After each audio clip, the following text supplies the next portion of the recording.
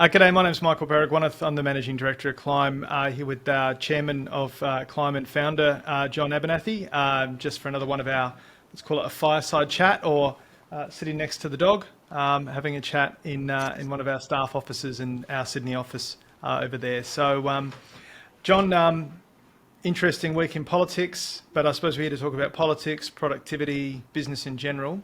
Do you want to kick that off with a few thoughts of your own? Oh, look, I think the political situation in Australia is that we've got a government which has a huge mandate and doesn't know what to do with it, and we've got an opposition which is still trying to work out where it's positioned as a potential other government. But it's too early in the electoral cycle. I think there's bigger issues for the opposition. They've got to work out who's going to be the true next leader at the next election. I don't think they've settled on that. Obviously it's a poison chalice at this stage, so good luck to Susan Lee, but I don't think she'll survive, frankly.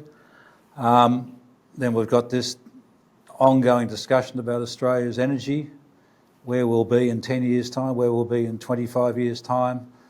I get quite depressed by the fact that it's not a decision made by the Parliament in agreement. It seems to be a one-sided debate, and on the other side there is no policy to counteract it. So it's a bit depressing in terms of that, and that makes it hard for business to invest. If we don't have the two biggest costs for any business are labour costs and energy costs when you think about it. We just haven't got the energy side under control, which makes it very hard for Australia's business sector to invest with confidence in that sort of environment. Yeah, I think there's fast appearing a third large cost, and that's compliance cost. I had an interesting trip last week. So for one of the projects we're working on, I went up to Malaysia for a few days, and on the way back from Malaysia, had an opportunity to drop in on a friend of mine who owns a farm, right? And he's built a small farm in Indonesia, right? Regional Sumatra is where this farm's located. Aussie bloke. Setting up infrastructure over there, mainly because he has long-term family relationships and things like that. But what was really interesting was to compare a business like that with a friend of mine who owns a farm down in southern suburbs. It's in Aldinga, right? So down near the beach, right? And the night and day between those two, bearing in mind that the quality of life, the access to medical care, and all these other things is different between Australia and Indonesia. And there's lots of comparisons you can make on that. But the numbers are startling and the complexity is unparalleled. So in Indonesia, small 2,000 square metre plot, and what they built was chili farm, right? So they built greenhouses. The greenhouses cost $80,000 to build. Essentially no compliance, no regulations, nothing, just go set it up. Now, as an Australian running a business over there, he set up a very compliant, very sophisticated, automated watering system with, all the latest technology, the stuff you'd never normally see in Indonesia. And in fact, a lot of the people in the town came and looked at it, right? Because there's this amazing sort of setup. But he's able to pull 7 tons of chilies out of that business. His electricity costs on a monthly basis, $5. $5 a month for electricity to run. God knows how many water pumps and all sorts of other stuff that's required to run this very automated greenhouse, right? Cut over to another mate of mine who runs, he's growing native fauna. So he gets flowers and then grows them all and chops them all up. $230,000 in compliance costs before he even built a shed. By the time he built the shed, he then had to make sure it was disability accessible, which, we want that. But we're putting these imposts on these very, very small businesses that just mean they don't even get started. His electricity bill, $2,500 a month. $5 a month versus $2,500. I don't actually know how any small farmer could operate anything other than very large-scale agriculture in Australia right now, because I don't know how you could do the figures. I mean, he's selling a retail product, flowers. He has more control over the price of that. But, I mean, God forbid he was trying to grow chilies. I don't know how you could run that business. And I just saw that just in the last week, and you sort of apply that to the rest of the economy, and you just wonder how we're able to actually grow anything or get anything to happen here. Yeah, well, Australia's been, as has the Western world, but we live in Australia, let's talk about Australia. We've gone on a 40-year journey of opening up the market, of what was, we had cooperatives, we had mutuals, we had government services, and over time we've transferred a lot of services which were non-for-profit or were social services to the private sector. On the back end of that, we've created a massive superannuation scheme which is looking for things to invest in.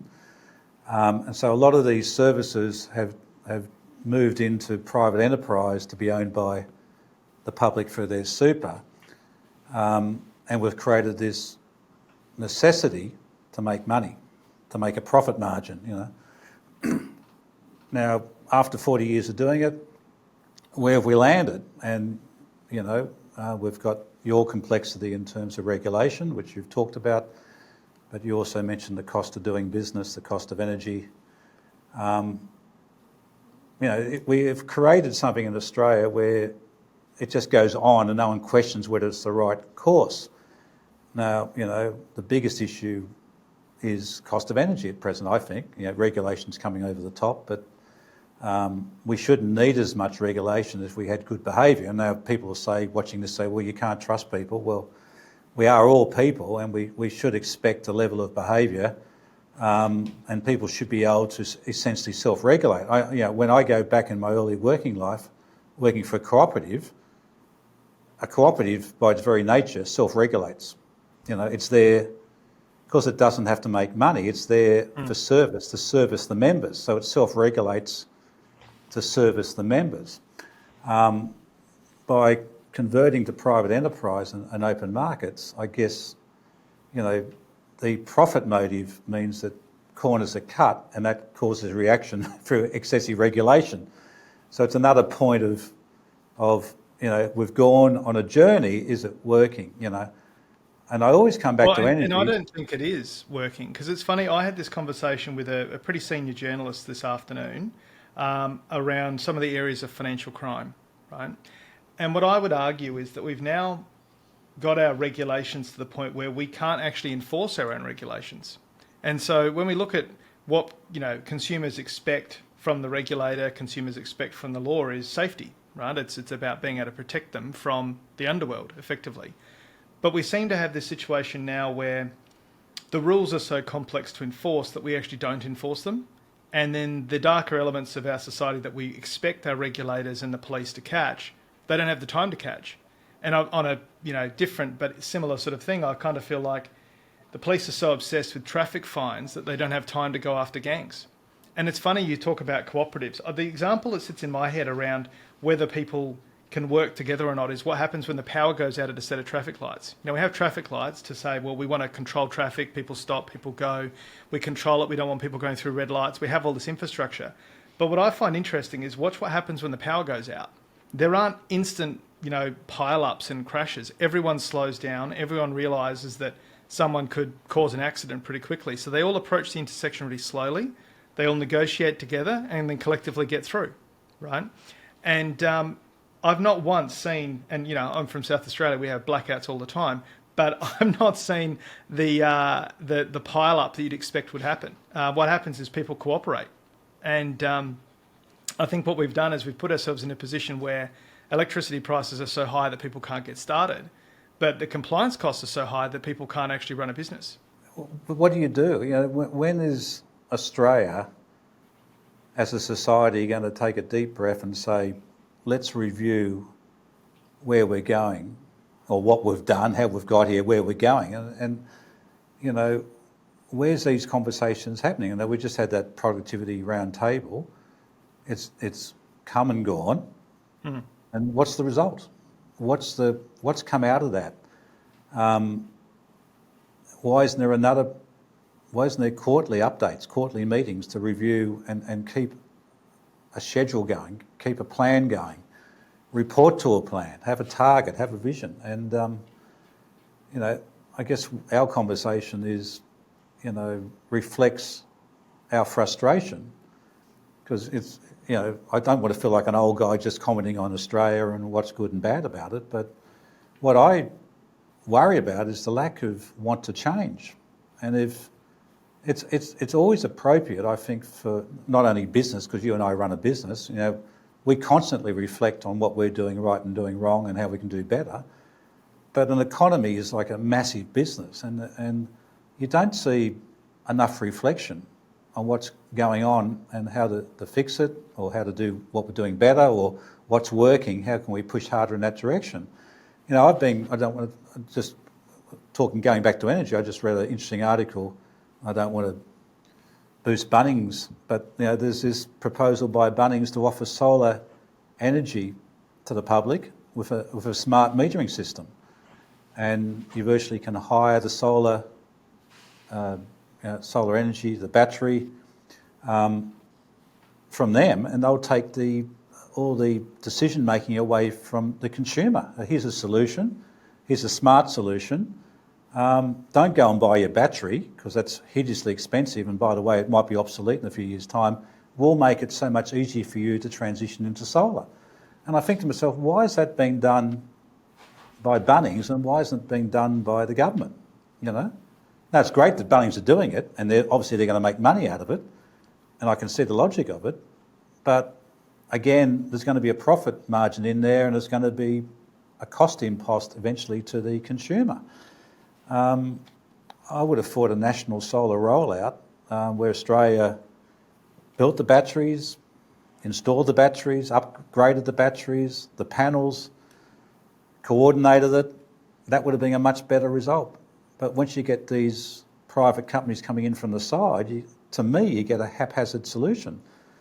Just to comment, No, I think you're right. I mean, we've discussed energy before, and Leo had a great little piece on it as well. But I mean, the simplest thing is that the more the wealthy are taken out of the demand cycle, the more infrastructure cost has to be spread amongst the people that are left. And the only ones that are left are small business owners and renters. So it's no wonder the electricity prices spiral out of control. I've heard of that model, and it's not a bad idea, but you do have to wonder why the power energy companies aren't offering the same thing. I mean, really, what energy companies should be looking to do right now is centralise supply. And one of the ways they can do that is by leasing rooftops. But I come back to compliance. I would say that if you're an energy supplier, that's a horrendously complicated thing to execute on, covered in God knows how many leases and complaint potential liabilities and all these sorts of other issues. That makes it very hard for them to do that. I've no doubt that in the boardrooms of energy companies, they'd be sitting there right now saying, yeah, we would just lease half of Australia's rooftops and use that for solar energy. But God forbid they get past the regulations and protection frameworks that exist to stop that from happening. Well, but the energy companies have bought a public system built over decades, going back into the last century, and they bought it, so they inherited something which has to be changed dramatically to meet the new energy production coming out of solar and wind and whatever else. So, the investment in the generation, the distribution, the wires, how can they change it, So the incumbents, because the capital investment required to change particularly the distribution system of energy, they just haven't got they possibly have access to the capital, but can they get a return on it? And they must be seeing that the consumer is complaining about the cost of energy. We've got the true cost of energy is not apparent because of rebates, the government rebates. So you've got a semi-socialistic system in terms of energy generation. Once those rebates go, who's going to cop it? Is the government going to cop it, or the energy company's going to cop it? Who's the consumer going to blame?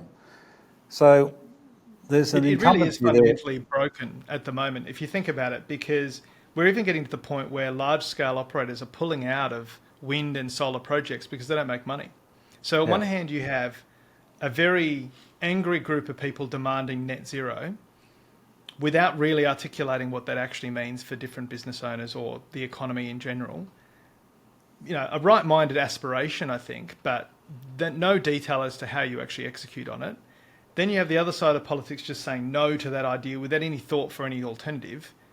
And the reality is, for capital investment, you can't take the risk. You can't take the risk that the government's going to change the rules in the next 5 or 6 years. So you can't make large-scale energy investments. What I read yesterday was that a lot of the wind farms proposed in the state of Victoria were being cancelled because capital was not prepared to participate. Yeah, and I read recently, and you live in South Australia, and the great opportunity in developing saltbush. I don't know if you read that one. Yeah. As a great carbon store, and I guess South Australia has some advantage in saltbush plantations. There must be your climate down there, and I guess it's saltbush for a reason, is it? It can live off salt water. Is that why it's called saltbush or something? Or I think so. I think we've just got all of our water has salt in it. yeah, Once you go in there, it's just dry. But I think the biggest thing, because I've looked at funding and financing, and I think Leo has as well, financing these large-scale energy projects. And the single biggest issue for them is the sovereign risk, and then that's closely followed by the sustainability long-term. Because if you look at the trend of the adoption rate of solar on housing, you just go, well, right, so I'm going to build this large-scale centralised power solution, and then my number one customers are going to continually opt out of the grid until I don't have anyone except for the B-grade customers, and they're going to have to, pay more.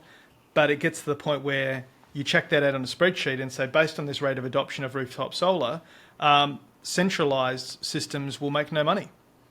And we've already seen it in Queensland with a lot of large-scale solar farms actually going negative on pricing. Now, everyone crows that's a good idea, but it's sure as hell not a great idea if you're the investor in that infrastructure. well, I guess we're all reading articles. I read another article, and I haven't gone through it in great detail, where a financial advisor suggested one of the best investments a recent retiree can make is to take money out of his super, or their super, and invest in solar panels and batteries, and get off the grid. So in terms of looking at someone's cash flow from their retirement capital and their income, trying to take the cost of energy out of the equation for a significant capital investment, drawing down your super, to that advisor made sense. So you're getting these intriguing sort of results or reflections of this increasing cost of living coming from places which weren't apparent 20, 30, 40 years ago. I don't think my parents, when they retired, were concerned about the cost of energy. Yet in my generation, it's a major concern. And that shouldn't be a concern. It shouldn't be a concern in a place like Australia. Renovating your house to increase your excluded asset is a good strategy, actually. It's a pretty common one to sort of go, if you're approaching retirement, and you're near a Centrelink threshold, you take a bit of cash, invest it into your home's excluded from all asset tests. New dishwasher, new dryer, new battery, new solar, all the capital improvements you can make. It's not a bad little strategy, that one. Yeah, but it's particularly relevant if you can get off the grid, or drive down your grid cost of energy, and you can use your capital in your super fund to invest in an asset. Now, I don't think you can depreciate it, obviously, if it's in your own home. That would be a boon, wouldn't it? If the government said, okay, invest in a battery and depreciate and write it off for tax. And it's funny how no one's asked for that, because what you're asking for consumers to do individually is replace the public generator with their own private generator. Yeah. Now, but with no tax break. Well, to be honest, I think it's runaway success, actually, because this was an issue. We had supply chain issues with power, I would say 10 years ago, where we had constraints on the rate at which additional supply was being added to the system wasn't enough, right? And so they pushed the solar, rooftop solar as a solution to that by taking load off of the grid. And I think it's now actually gone too far the other way, where it's all of the high value customers in the grid are gone and the grid costs have escalated as a result. So it's funny. I don't think you're going to see a tax break on that one, John. No, I think that. but you've got a massive. Yeah, but you can see the problem. You've got a massive private infrastructure built over, say, 100 years, which has migrated from public hands to private hands. They're trying to maintain it, upgrade it, move it to the next level. And meanwhile, all the consumers are slowly building their own infrastructure, their own generator. If you think about chaos, you can't get anything more chaotic than that. And I go right back to my opening statement. You'd like to think that the government of Australia would have a plan. You're just going to have a plan, as you say, for net zero, see how we get there. You need a national plan for the grid, a national plan for generation, which everyone joins with a clear result of why you're doing it. What we've got now is chaos, and people making decisions whether to invest in batteries and solar based on their own personal needs, not what's better for society. So that's a breakdown, okay? And it's just another example of the breakdown of Australia's society, the society which I was born into, 65 years ago or whatever it is, and where I grew up, and the dramatic changes which have occurred over decades, and not changes which I think the public were asked to vote upon. They were decisions made by governments, rolling decisions. Yes, there was some sort of debate going on in Parliament, but decisions were made in chaotic ways. I mean, you go right back to the GST, I remember when that was introduced by Keating, and then he didn't get up, and then he fought an election over it and lost, where he argued against GST. I mean, and Howard brought it in. I think he won when he beat... After Houston, Houston, and he lost to Howard. But Howard brought it in, and Keating was against GST after arguing for it in the 80s.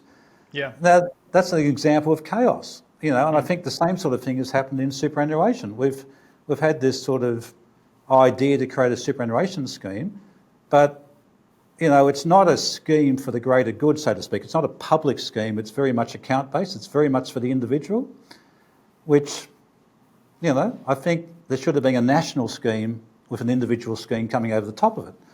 So, but it's 40 years into it. Well, this is the funny thing. You talk about the mandate that the Labor government's got right now and the lack of leadership, right? I think I've sort of suggested this before, but here's a wacky socialist idea, and that is that the easiest solution to our power problems is to nationalise the power grid, is to actually just simply say that the profit margin, the disintermediated disintermediated electricity generation has stuffed the grid to the point where it actually can't be profitable on the basis of the customers it's got right now. So the problem right now is that the price charged is so high that it's actually crippling other areas of the economy, right? So if you take the theory that, the economy needs power, entrepreneurialism, labour, and capital, right? And power is inaccessibly priced, then it becomes like air. You need it to live. Should it have the same profit motive on it?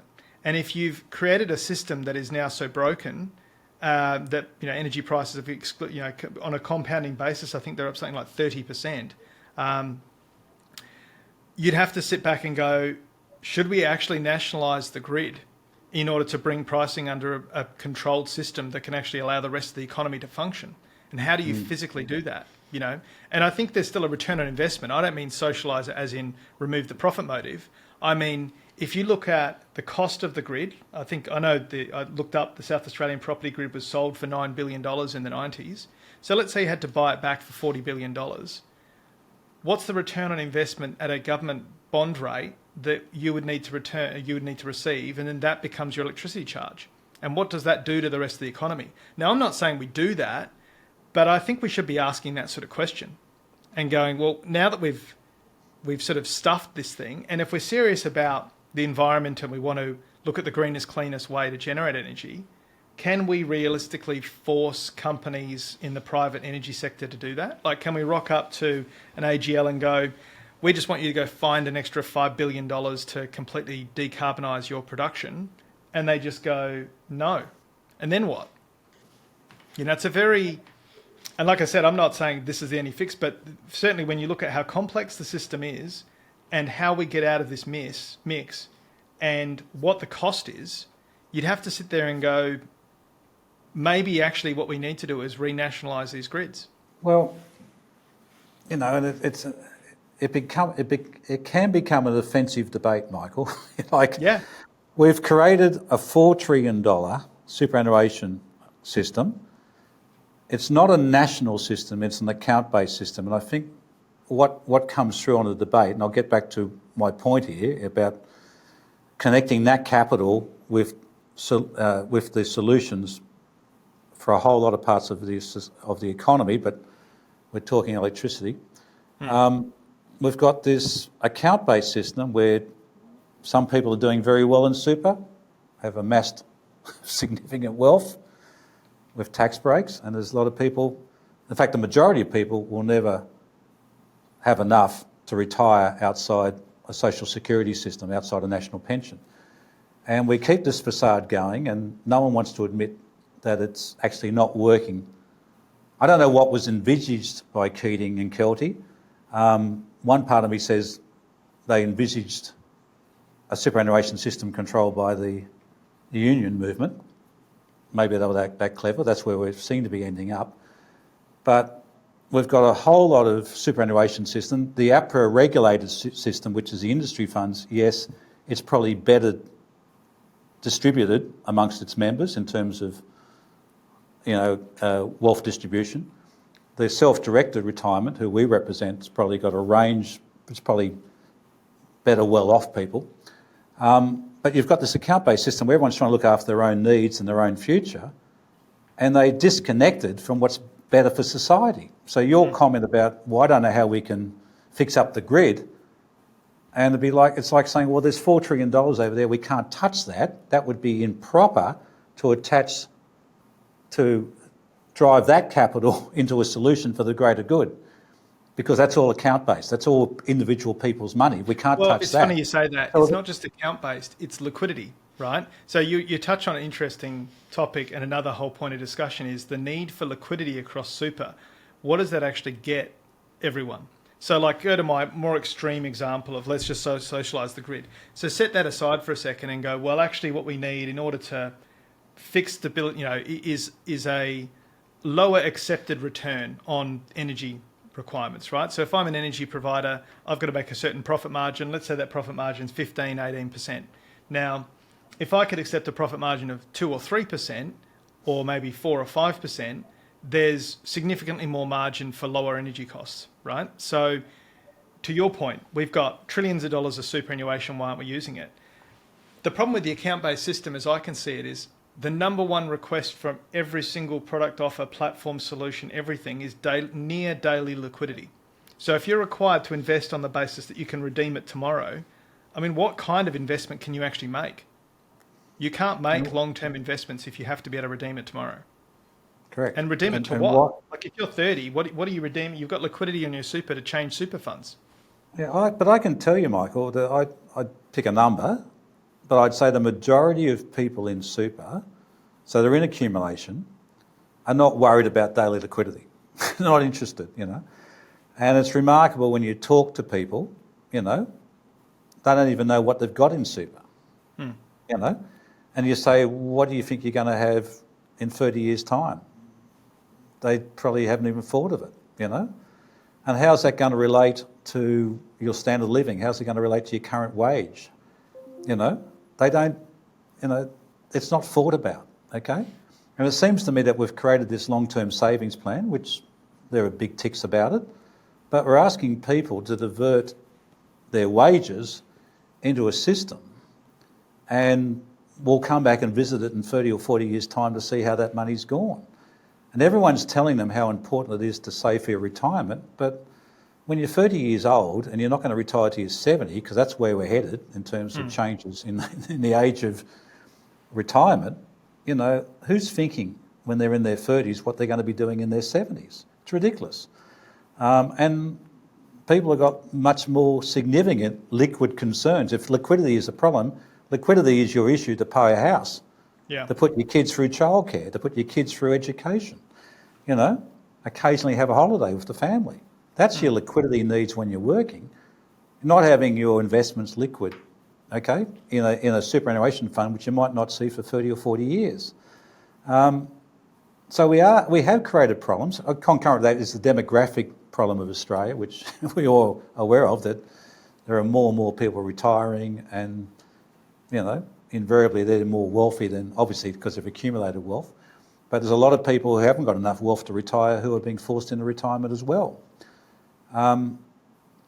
I just think, go right back to what I said at the opening. Australia, it's great having these productivity round tables, but there's a time to say, let's have a big table and a big think about what we're doing and why we're doing it, what's working and what's not working. And then you've flagged energy, you've flagged regulation. I think everything's catastrophe led, John. Every review, every Royal Commission is catastrophe led. There's very few times we've sat down politically, state, country, to say, right, there's no burning platform at the moment, but what are the issues that we need to be addressing? What is the plan? You don't get that from either side at the moment. There is no plan. There is just reacting and overreacting to catastrophe or crisis on a daily basis, which is actually just creating bigger crisis. Coming back to the liquidity and super funds, we've seen this whole issue with these people that have had their super lost through these poor products, and it seems to be that a lot of players aimed very hard at financial services to try and disintermediate everything and get everything to be independent. Financial planners to be independent from the products, to be independent from the platforms, to be independent. But what's occurred is, in this particular example, is that no one's responsible, but everyone's involved. So, the fund fails, trustee's not responsible, research house isn't responsible, licensee's not responsible, advisor's not responsible, but these people don't have any money. Whereas I know, and you would have numerous stories as well, I've seen, back in the bad old days with bank-led financial planning businesses, if something went wrong, the bank or large financial institution would stand behind it and fix it. And what we've done by disintermediating things is now no one's responsible for anything. I mean, I know, and if something happened with a Clime client, even if it was a third-party product, we'd have to stand there and fix it. Now, there's obviously a reason why we'd say, well, we'd rather know where every single dollar is for every single one of our clients, because if we're going to be responsible either way, we might as well be in control of our own destiny here. But for the majority of the industry, it's handball off to someone else, to someone else, to someone else, and then no one's responsible. Yeah. Well, it just shows you how regulation, which we complain about, if it's poorly positioned and poorly targeted and poor oversight, you can have all the regulation. Poor design and no respect for the benefit of some structures. Like I know, I was an ANZ, bank planner years and years ago, and I reckon every week someone would come in and go, can you please check this for me? Is this a scam? Is this real? What is this thing, right? And we'd be able to sit there quickly and pull it apart and go, oh, look, actually, that's a real investment, but, we can't give you advice on it. Or we'd sometimes go, no, that's a scam. You could lose your money. Now, no bank in Australia has that service now. You could not get that. And when I think about it, where could you get that? And what do we see as a result? Financial scams and financial crimes are escalating out of control. Well, we're going to have another wave, with artificial intelligence rolling out. We've already seen the start of it. There's some great aspects of AI, and there's some scary aspects of it, and the infiltration of people, the presentation of well-known celebrities through AI recommending products. Yeah. It's going to open up a hornet's nest, and things are happening so quickly. Change is happening so quickly that you talked about regulation. It's going to scramble to try and work out how to regulate some of the ramifications of AI as it filters through the economy. And as I said, I've said in previous views and discussions that AI has some great aspects, productivity improvements, which is what we're all yearning for, particularly in Australia. It'll be fantastic for some aspects of the public service, in terms of, I can talk about a story which I've encountered last week, trying to get someone who my family looks after, who's becoming elderly and needs to be put into the aged care system. It's been going on for weeks, trying to get a phone call hookup. You can sit on the phone for 3 hours, which we did on Wednesday, rang the number, no one answered. They said, your call's important to us, please wait. 3 hours.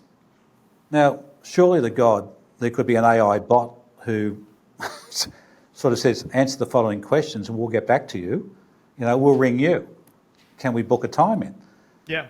But the public service in that part of the public service, and they talk about your call is important to us and treat us with respect. Imagine if our business, Michael, put people on hold for 3 hours and said, look, your call is important to us, and when we do talk to you, treat us with respect. Now, I don't think any client is going to treat you with respect if they're sitting on a phone for 3 hours waiting for you to talk to them. So there's a disconnect, but that's part of regulation. You talked about regulation. Now, there's this regulation that everyone's got to be respectful. Now, I thought everyone was respectful. When I was brought up as a kid, we were respectful. Why do we have to be told to be respectful? Well, I think because there's an underlying anger now. You see that with these protests. There's an underlying anger because I think the biggest thing is that the promise of improved productivity and ease of life has not been delivered. It has been delivered, and there is an element of people just, rising expectations with rising ease, if that makes sense. Like the easier something gets, the more you expect it to be easy. But I also think that there's a lot of these productivity gains or improvements to lifestyle that people expected to get they haven't got, or they've got them and they actually find them very unfulfilling.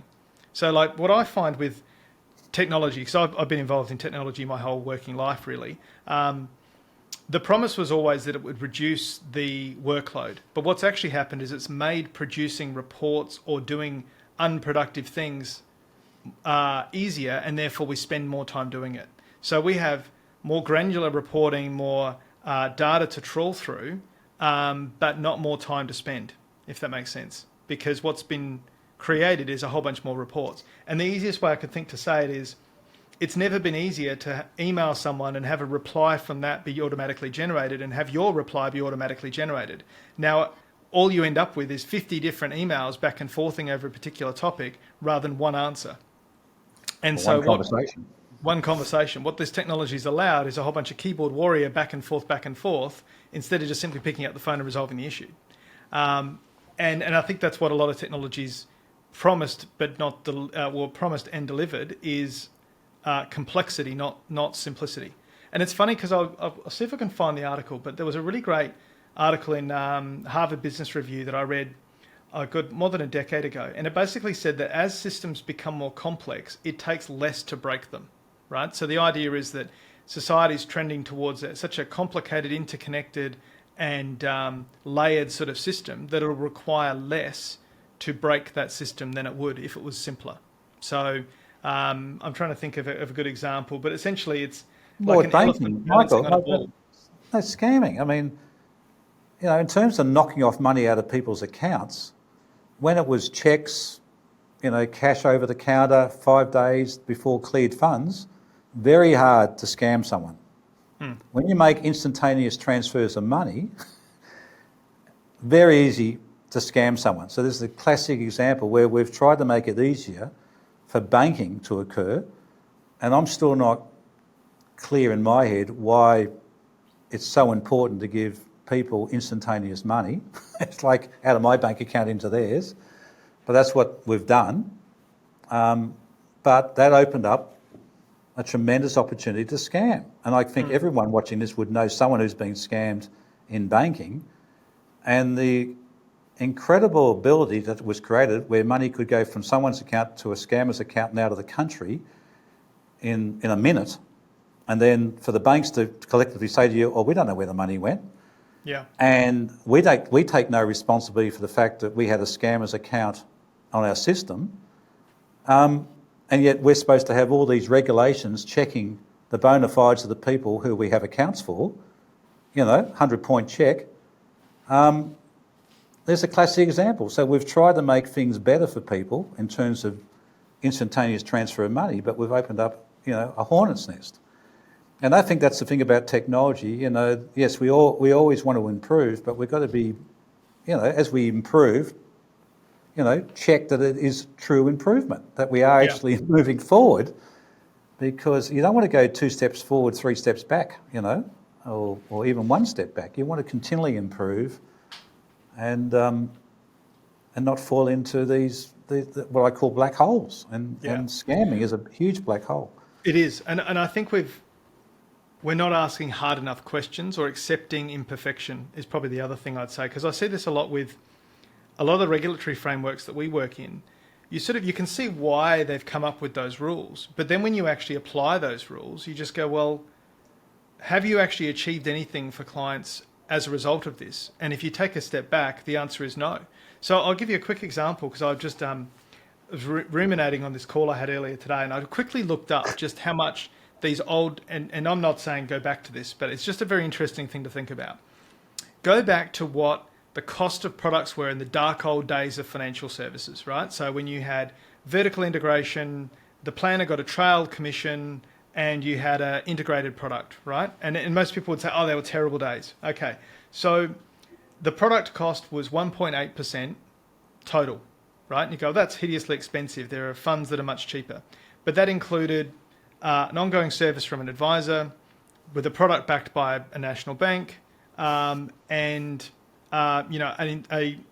if you like, a bank network across the country that you could go to whenever you liked and deal with your product as if it was a bank account, right? That was the end result.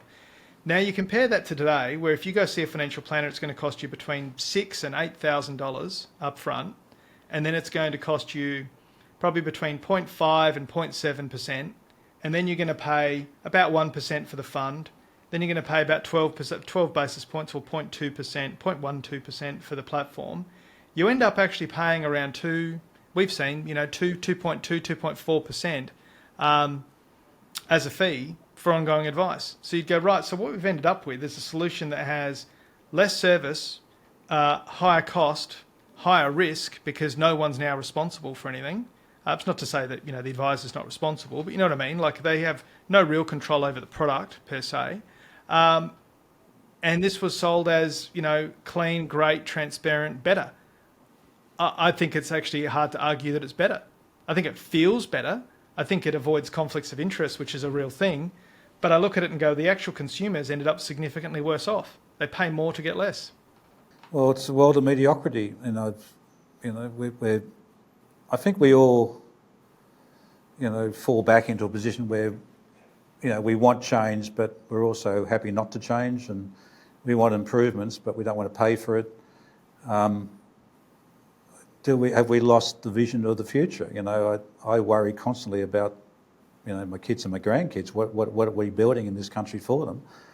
But I don't see any of that being discussed at a bigger national level. What are we trying to build? And I think... But the funny thing with that is you and I end up sort of sounding like we're just old man shouting at cloud. But the good news on this is we've got so much capital and so much opportunity in this country. So we really can address a lot of these issues if we needed to. If we can, deploy $4 trillion appropriately into our own economy, we can build just about anything we want to build. The federal government at the moment has the strongest balance sheet in the OECD. But look at the federal government. I mean, I know we've been watching our Prime Minister travel around the Pacific trying to do deals with our neighbours, and obviously he's been countered by China.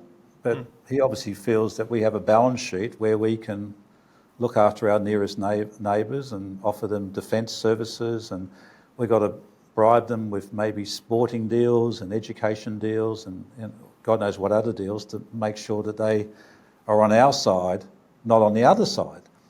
And I'm not even sure what the other side is. What are we defending against? And probably the best place to be in the world today is the Pacific Islands, because you've got everyone wanting to be your friend and offering you lots of money for what? I don't know about that. I've been to a lot of these Pacific Islands. It gets tired eventually. That's right. But here we are celebrating 50 years liberation or democracy or self-government in Papua New Guinea. Yeah. And I'm sort of, my brother worked in New Guinea for 30 years and he got out of the place 20 years ago because he thought it wasn't a great place to bring up his family.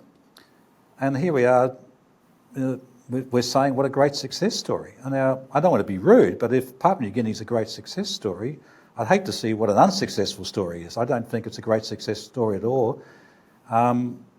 Self-governance up there, has it worked? And no wonder every foreign entity can go in there and do a deal, and it's all about money, And I don't want to be it's just about how much money you can put on the table and where that money goes to. That's how you get business done up there, I think, just observing it. That's one issue which I think is interesting. And then we've got this ongoing issue of America, and we've got the Prime Minister going to meet the President of the United States, hopefully in the next 2 weeks. Apparently that's the rumour.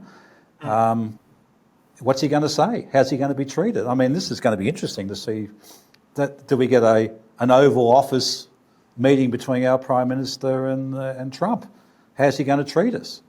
I think that's going to be the most intriguing, because there's enough warning signs to say you don't go into that Oval Office and allow yourself to be bullied, all right? Yeah.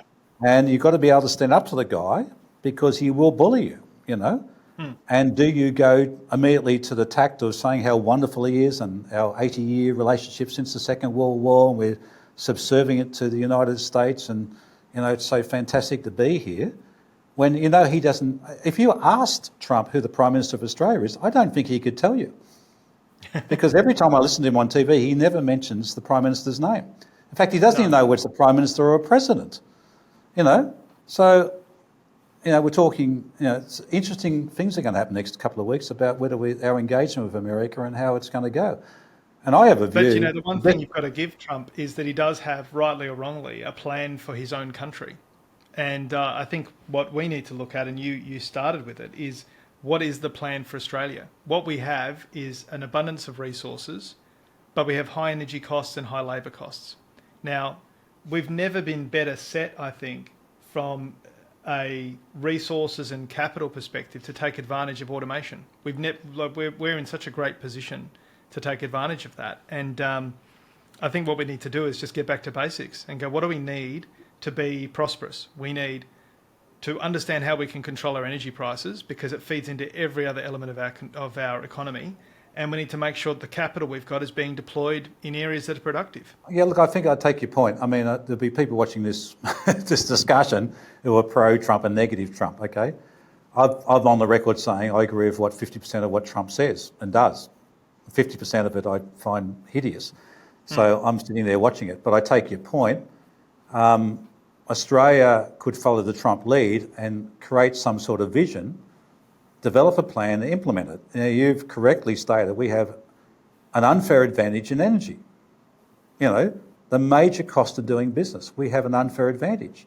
We also have unfair advantages in that we speak English. We have a legal system. We have a democracy. We have, we're only 27 million people with 3 billion people to our north who want to trade with us. There's abundant and great weather. There's abundant unfair advantages.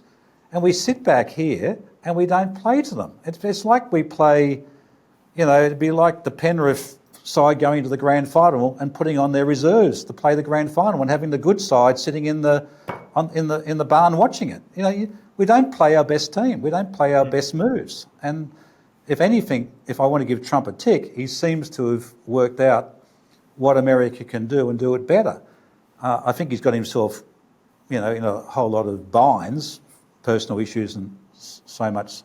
And also there's too much focus on wealth creation of himself. I think that's where this thing could come a cropper.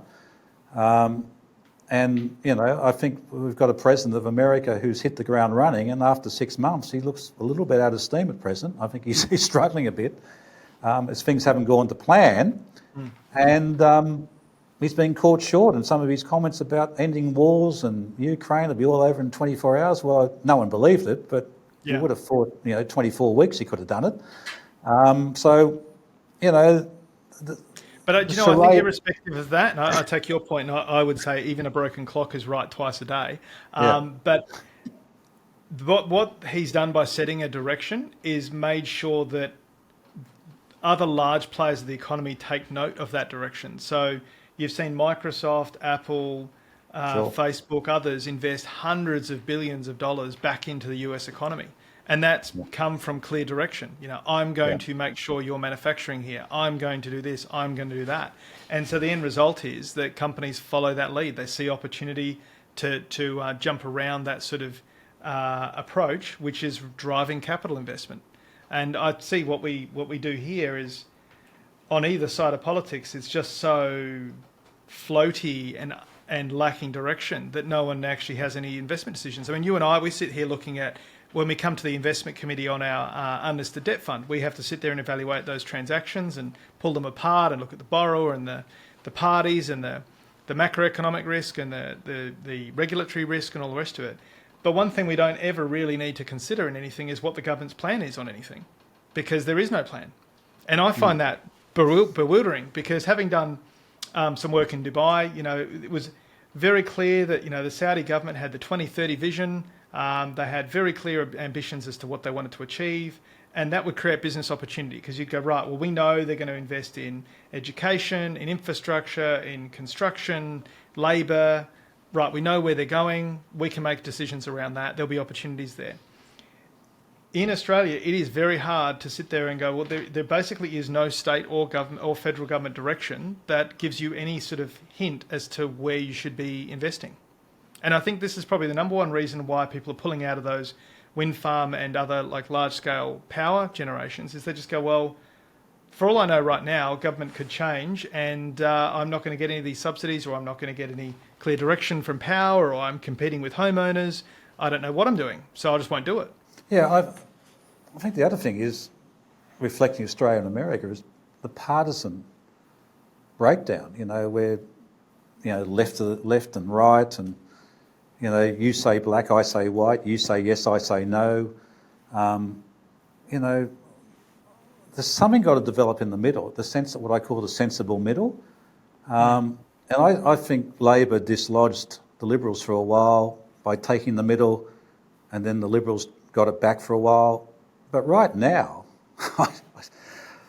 I think there's a gap. The sensible middle is not being looked after, right now. And I don't know what's caused that. It's obviously worse in America. Right. It's worse in America.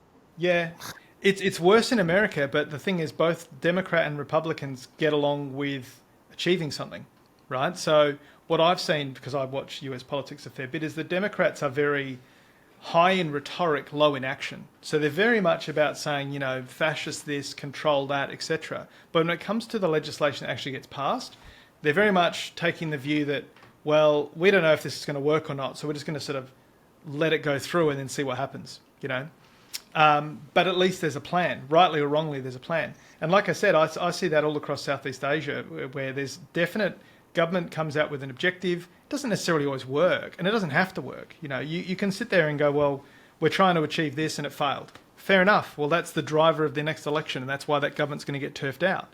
But what we have, and largely, the Morrison years, was zero plan. Lots of little side pocket actions, lots of little things that happen, no overarching strategy. And I think, I would hope that the next leadership in politics listens to our video and comes up with a strategy and says, well, actually what people are looking for is a plan. Because I can tell you from a business perspective, what we want is a plan. We want to know that the government's got some direction and we can build in around behind that, because we know it will create opportunities. Now, New South Wales government's done some work in rezoning large areas to drive up density. That is giving developers in the area an opportunity to go, right, well, we know what you're trying to achieve, so we're moving into that. I think the housing sector has not been a strategy, it's been a reaction to crisis. I know, and you would know this as well, we speak to other large fund managers that have large property exposures, and it's all about providing additional housing. I mean, it's a good idea, but it's a reaction to a crisis more than it is a strategic intent. And the thing that kind of keeps me up a little bit at night with those guys doing large-scale property, whether it's build to rent or these other sort of schemes, is that housing density is quite low. And I can foresee a circumstance where if there's an economic shock, all the spare rooms in all the houses will be taken up quite quickly and building will stall. So it's quite interesting I think it's a bit risky, actually, to be out building huge tracts of housing. I know from talking to people, they're selling quite quickly right now, but they're selling to low-capacity occupants, which means that it's quite easy for the system to absorb a lot of shock. Yeah, but isn't that very much servicing the immigration? We've clearly brought in hundreds of thousands of people, and that you wouldn't call them upper middle class. They'd probably be middle to lower middle class. They might be highly qualified people. But they're coming in here and whatever we offer them, wherever we offer them to live, whether it's 50 miles or 100 miles from central, or 100 kilometres from a central CBD in Melbourne or Sydney or Brisbane, in their world, they're happy to live there. They're happy to take that on board, and the developers aren't really thinking about quality of life. They build it, develop it, or they acquire it, develop it, build it, sell it, and they're off. And the community that's bought into that has to work out its own destiny. What it does with the area, and it hopes that its local council has some sort of plan. But you're right, there seems to be a lot of backfilling, a lot of haphazard development going on. I saw the New South Wales Premier yesterday saying that they've had a major think tank and they're going to completely limit the DA approvals down to one body rather than multiple bodies about development approvals, which that's interesting and makes you wonder, well, why did we get to where we got to go back to where we should be? It's sort of Victoria's doing the same thing. I think they're taking planning back away from councils, which is a positive move. That's it is better to simplify the planning and approvals process, but it still comes back to the fact that there is no actual plan around this. There's no, like if you go back, let's say, I would say 70 years ago, no, probably 60 years ago, there were plans for additional capital or additional sub-cities, right? So like in South Australia, it was Monardo was going to be a new city, right?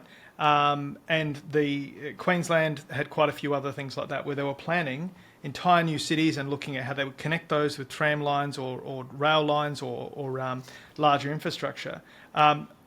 This is, I think, probably the single biggest driver of the so-called crisis is people wanting to live in certain areas that have infrastructure, which is what creates demands in those particular areas. It's because there is no plan for broader scale investment into new cities with connected infrastructure. So we've had no major rail infrastructure investments, no major power infrastructure or water infrastructure. It's just been cramming people into existing areas and increasing density. That's not terribly bad thing, but there's still no overarching strategy. I think part of it is because we have to take some responsibility for that. The Australian public loves shooting down any ideas that come up. I mean, Rudd had an idea for Big Australia and no one wanted to hear it, no one wanted to talk about it. But I mean, the reality is we're tending towards a Big Australia anyway, just without any of the infrastructure investments.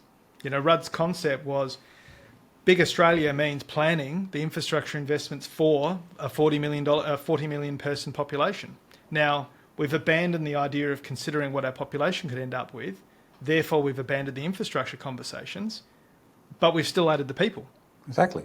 I mean, everyone reflects on what they personally experience. I got a little farm south of Foster, and often obviously go into Foster. There's so much what I would call retirement living development going on the outskirts of Foster, and I'm talking, hundreds of houses. Now, it's interesting because Foster's growing rapidly and it's sort of it's not a young family's place, it's more a retiree's place, which is, throws up its own issues. But you talk about infrastructure, there's no real hospital there. So how can you ask hundreds of people, if not thousands of people, to migrate there from the outskirts of Sydney, which is a very sensible thing to do, to take your revaluation, you retire, you sell your property and you relocate, and you might take $1 million out and that becomes your retirement and you're living there. But then you're taking a big risk because if you get sick, where do you go? You might have to go Newcastle, which is, is a big, it's servicing a very big area now, the Hunter Valley and south of Newcastle, Lake Macquarie. Or do you go north to Port Macquarie? So these are all hours, an hour away. Yeah. In a car, in an emergency. Or you go to Taree, and I don't want to go back. I was in Taree Hospital a year ago. I don't want to go back there. So to the point about planning is and bringing in these people, getting them to populate areas, because one thing places like Foster needs is young people coming in to create obviously building infrastructure and service infrastructure, schools, as I say, hospitals, aged care, eventually childcare. You want a whole integrated structure. But it's interesting, talk about transport. I remember as a kid, I always go back. I used to go and see my aunt and uncle out at Blacktown. We were living in the eastern suburbs of Sydney in those days. I remember it was an hour and a half, 2 hour drive. Today, you can get to Blacktown in 25 minutes. So what used to take me 2 hours to get from eastern suburbs of Sydney to Blacktown, and look at the map, it's only, 10 k's further out than Parramatta, I can virtually get to my farm. I get to my farm in 3 hours. Yeah. So rather than going 30 k's in 2 hours, which it was 40 years ago, I can go 200 k's in 2.5 hours. So you've got a much safer car to do that in now. You don't have to worry about overheating. I've got a safer car, and I hear these people saying, look, I don't want to go to these regional areas because I'm moving away from my kids and my grandkids. I go, well, what? You want to be next door to them? You want to be 10 minutes away? You want to be an hour? You're not moving to the other part of the world. You're only moving up the north coast. Yeah. And I can tell you, sometimes your kids don't want to see you that often. I think we mentally we build these reasons not to populate the great sparse areas of Australia, and the whole coastline of Australia, New South Wales coastline, is would be some of the most attractive places to live.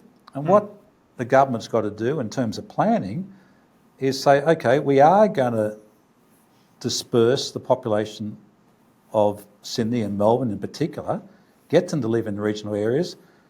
If we're bringing in immigrants, very few of you are going to make it in Sydney and Melbourne. We want you to move to these regional areas and build out new communities.